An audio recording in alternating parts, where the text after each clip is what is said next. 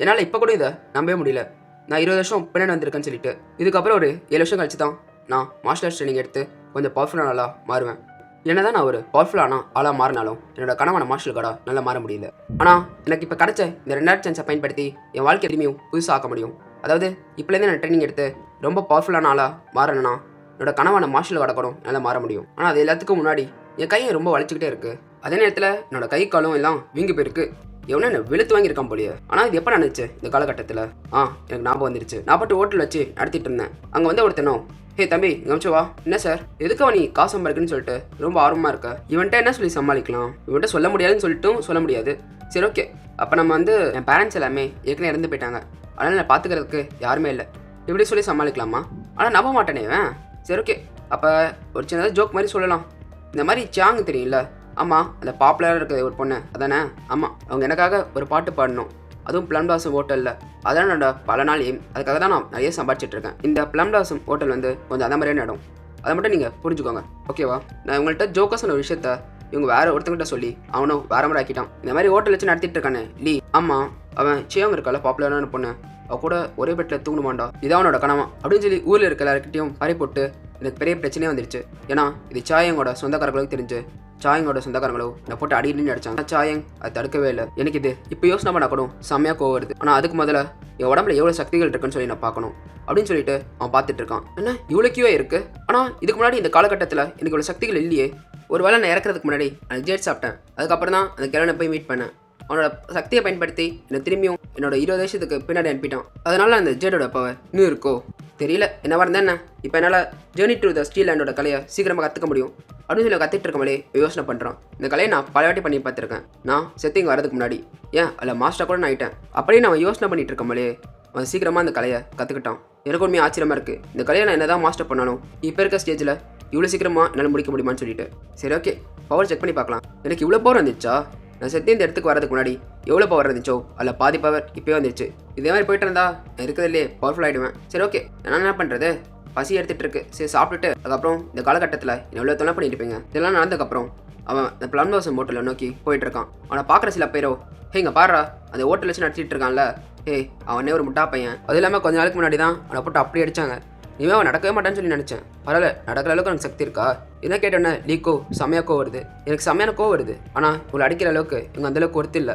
அதே நேரத்தில் இந்த ஊரில் இருக்க எவனுமே என்ன அந்தளவுக்கு நல்ல விதமாக நடத்தினதே இல்லை. அப்படியே அவன் ப்ளம் ஹோட்டலுக்கு வந்தோடனே அதை பார்த்துட்டு இருக்கான். இந்த இடத்துல தான் என்னை போட்டு அப்படி அடித்தாங்க. என்ன ப்ளம் ஹோட்டலில் பார்த்துட்டு இருக்க? ஹே நான் கொளுத்த போறியாத? ஃபஸ்ட் நீ யார்? எடுத்து தேவையில்லாமல் பேசிகிட்டு இருக்க. நான் அப்படி தான்டா பேசுவேன். அது இல்லாமல் நான் யாரும் கேட்டல, அது சொல்கிற அளவுக்கு நீ வந்து அந்தளவுக்கு பெரிய ஆள் இல்லை. அப்படியா? அப்போ ஓரமாக போயிட்டு வேற கிட்டாச்சும் சொல்லிட்டு வா, எனக்கு வேறு வேலை இருக்குது. என்கிட்டயே ரொம்ப திமராக பேசுறியா? இரு மூஞ்சி உடைக்கிறேன் அப்படின்னு சொல்லி வர லீவ் அதுலேருந்து அசால்ட்டாக தப்பிச்சுட்டு கரெக்டாக அவனோட தாடையிலேயே ஒரே ஒரு குத்து.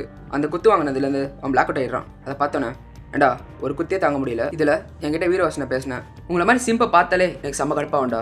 சரி ஓகே, இப்போ யாரும் தடுக்க போகிறது இல்லை அப்படின்னு சொல்லிட்டு அந்த ஹோட்டலுக்குள்ளே போகவோ உடனே ஒரு கார்டு வந்து, உன்னை தான் நீ நாங்கள் தூக்கி போட்டு மிதிச்சோம்ல, இனிமேல் எங்கே வரக்கூடாதுன்னு சொல்லிட்டு நீ என்ன திரும்பி வந்திருக்க, உனக்கு என்ன சாவுன்னு சொல்லி ஆசையா?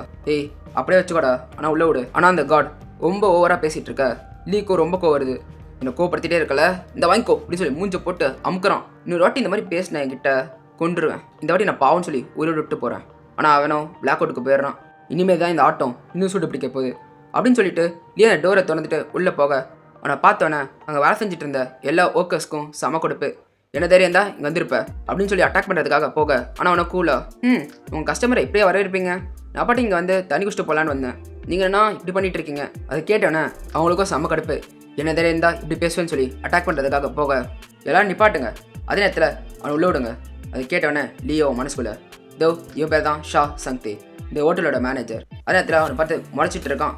ஆனால் அவனும் அதெல்லாம் கண்டுக்காம இவனுக்கு என்ன வேணுமோ அதை கொடுத்து நல்ல விதமாக கவனிச்சுக்கோங்க. அவங்களுக்கு ஒன்றும் புரியல. ஆனாலும் சரி ஓகே மேனேஜர் சொல்லிட்டான்னு சொல்லிட்டு பல்ல கடிச்சிட்டு அங்கே வேலை பார்த்துட்டு இருக்க ஒருத்த வந்து, சரி வாங்க நான் அவனை கூப்பிட்டு போகிறேன் அப்படின்னு சொல்லி கூப்பிட்டு போனானே. இப்போ சொல்லு உனக்கு என்ன வேணும்? என்ன இப்படி திமிராக கேட்குற? இங்கே திமிராக கேட்க வேண்டியது நான் தான்டா, நீ இல்லை என்ன? ஆனால் அவனுக்கும் ஒரு வழி இல்லாமல் கேட்க ஆரம்பிக்கிறான். சரி சொல்லுங்கள் உனக்கு என்ன வேணும்? எனக்கா இந்த இடத்துலையே காஸ்ட்லியான ஒரு சரக்கு வேணும். என்னது உனக்கு கேட்கலையா? இன்னும் ஒரு வாட்டி தான் சொல்லுவேன், மரியாதை எடுத்துருவா. அவனுக்கு ஒரு வழி இல்லாமல் எடுத்துட ஆரம்பிக்கிறான். அதே நேரத்தில் இதை மட்டும் மேனேஜர் சொல்லலை, உன் தலையை பொழந்திருப்பேன். பொழந்திருப்ப வேலையை பாரு அவளுங்க. கொஞ்சம் நேரத்திலே ஒரு பொண்ணு வந்து, சார் உங்களுக்கு வேறு ஏதாச்சும் வேணுமா? எனக்கா அந்த ஷாயிங் பொண்ணை கூட்டுவாங்க, என்னது கேட்கல? உனக்கு காது கேட்காதா? ஷாயிங்கை கூட்டுவான்னு சொன்னேன். சார் ஷாயிங் வந்தால் உங்களுக்கு பெரிய பிரச்சனை நடக்கும். ஆனால் நான் பார்த்துக்கிறேன், என்ன இருந்தாலும் சரி. ஆனால் அவன் மனசுக்குள்ளேயே இவன் சாவி வேணையே தேடிக்கிட்டான். கொஞ்ச நேரத்தில் ஷாயிங் வந்து சொல்லு உனக்கு என்ன வேணும். ஆனால் நீ ஒன்றும் பேசாமல் கமெண்ட் இருக்கிறத பார்த்தோன்னே நீ என்ன நினைக்கிறேன்னு சொல்லி எனக்கு நல்லாவே தெரியும். நீ பல கோல்டு காசு கொடுத்தாலும் சரி, சில்வர் காசு கொடுத்தாலும் சரி, நீ நினைக்கிறத நான் பண்ணவே மாட்டேன். அதை கேட்டவொடனே லியோ சிரிச்சுக்கிட்டு, யார் சொன்னா நான் உன்னை அதுக்காக தான் கூப்பிட்டேன்னு சொல்லிட்டு, இல்லையே நான் உன்னை பற்றி கேட்டேன், உன்னோட கனவே அதுதான் அப்படின்னு சொல்லி நிறைய பேர் சொன்னாங்க. அது எல்லாமே போய் நான் சொன்னது இந்த மாதிரி எனக்காக நீ ஒரு பாட்டு பாடணும்னு சொல்லி நான் கேட்டேன். ஆனால் மற்றவங்க அது வேற மாதிரி சொல்லிட்டாங்க. அதை கேட்டோன்னே சரி அவ்வளோ யோசனை பண்ணிட்டு, சரி நீ சொல்கிறது ஒரு உண்மையாக இருந்தா தயவுசெய்து இப்பயே ஓடி போயிடு, இல்லைனா நீ பெரிய பிரச்சனை மாட்டிப்ப. ஆனால் அதை கண்டுக்கவே இல்லை. கொஞ்ச நேரத்திலே 3 தடிமாடுகள் ஷாயின் இங்கேருந்து வெளியே போ. ஆனால் ஏன் நான் அங்கே சொல்கிறல வெளியே போ. அவள் வெளியே போனதுக்கப்புறம் லீக்கிட்ட வந்து, ஹே உன்னா நீ போட்டு அப்படி அடிச்சோம்ல, நீ திரும்பி வந்திருக்க. அதை கேட்டவனே லீ சிரிச்சுக்கிட்டே இருக்கான். என்ன சிரிச்சுக்கிட்டே இருக்க? என்ன அடி வாங்குறதுக்காக திரும்பி வந்திருக்கியா? அவங்க அட்டாக் பண்ண ஆரம்பிக்கிறதுக்குள்ளேயே லீ ஒரு நிமிஷம் வெயிட் பண்ணுங்க, இது குடிச்சு முடிச்சிடுறேன். குடிச்சு முடிச்சதுக்கப்புறம் இப்போ வரீங்களா அப்படின்னு சொன்னோன்னே அவங்களும் ரெடி ஆகிட்டு அட்டாக் பண்ண வர. ஆனால் லீ அந்த டேபிள் அப்படியே ஒரே கிக்கு தான். அந்த டேபிளோட 3 பேரும் அப்படியே கீழே விழுறாங்க. அதை பார்த்து லீ, ஏண்டா ஒரு அடிக்கே இப்படி விழுறீங்க, ஆனால் வாய் மட்டும் என்னடா இப்படி பேசுறீங்க? இதுக்கு முன்னாடி லீக்கு என்ன வேணும்னு சொல்லி கேட்ட பொண்ணும் லீ பண்ணதை பார்த்து ஷாக்கில் இருக்கா.